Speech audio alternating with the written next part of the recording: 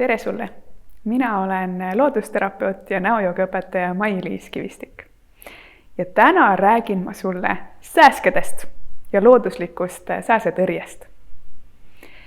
Nagu ilmad muutuvad soojemaks, siis tüüpilised eestlased hakkavad kohe grillima. Ja kui ilm on soojem, siis tegelikult ju kõik putukad tulevad kohale väga kiiresti. Meeldib see meile või mitte, me peame arvestama, et nad tulevad meie rõõmu segama. Kõige tuntumad segajad on sääsed. Ja me kasutame erinevaid sääsetõrjevahendeid, katame toitu, üritame neist vabaneda. Aga pahatihti see ei õnnestu.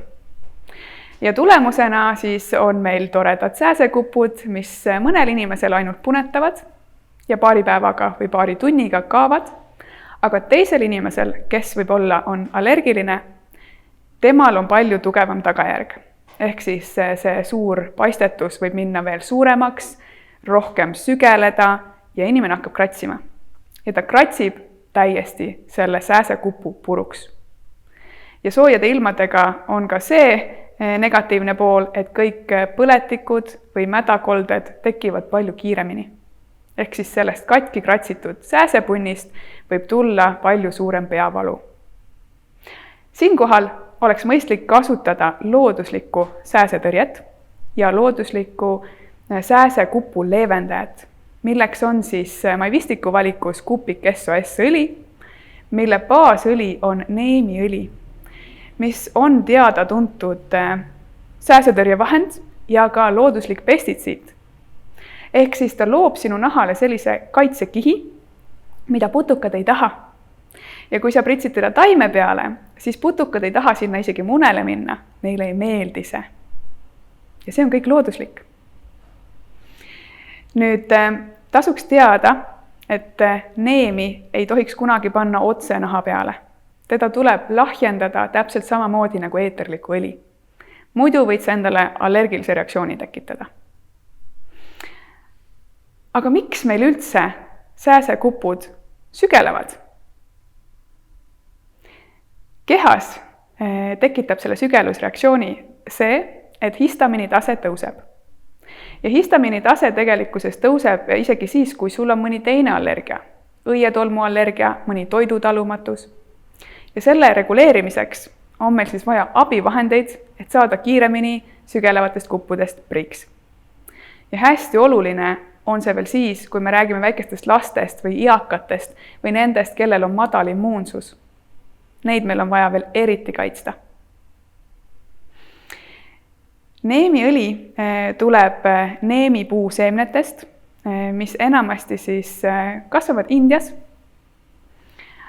Aga mitte ainult neem ei ole võimas sääsekuppude leevendaja või sääskede peletaja.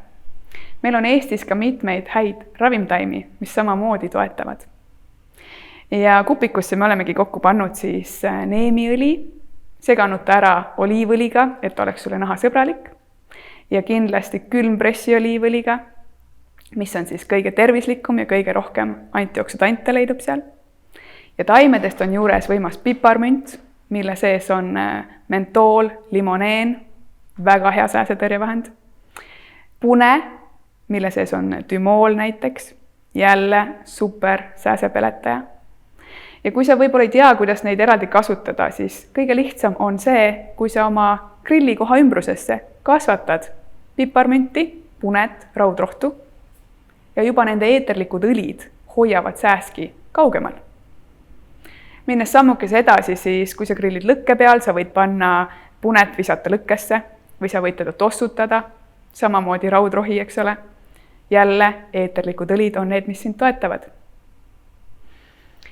Nüüd on veel variante, mida sa saad sääsekupule panna, kui sul näiteks ei ole kupikut kodus. Kõige lihtsam on võtta jääkott, panna jääkott peale siis sellele punnikesele või sellele sügelevale kohale. Kui jää tundub liiga palju, siis sa võid panna mee.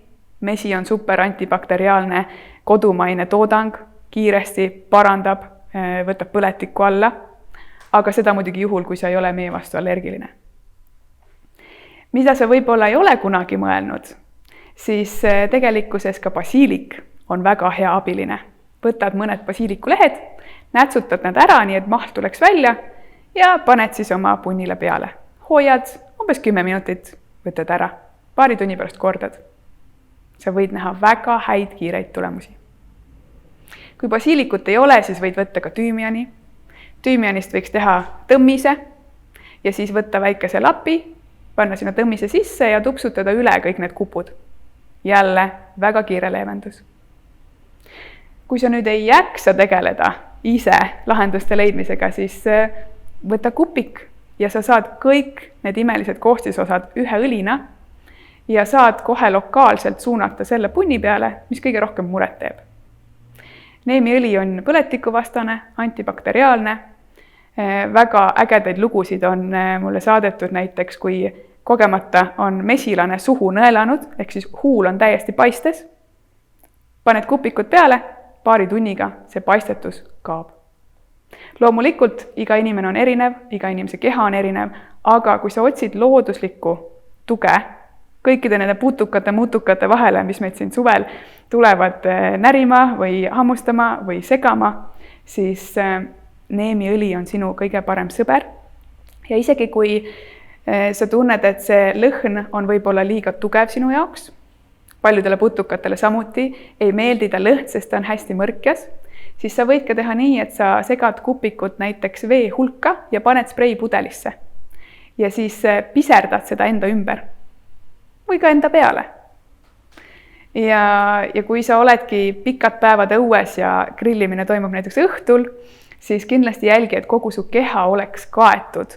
Kui sa nüüd valisid õli, siis õliga ja kui sa valisid siis veepritsi, siis pead mitu korda lühikese aja jooksul ikkagi piserdama enda ümber ja enda peale, et toime toimiks, sest loodustoodete puhul ikkagi on vaja uuendada mitmeid kordi, ei ole nii, et paned peale ja siis püsib mitu päeva. Nii et mina soovin sulle mõnusat grillihooaega ja muretute sääskedega või kimalastega tegelemist.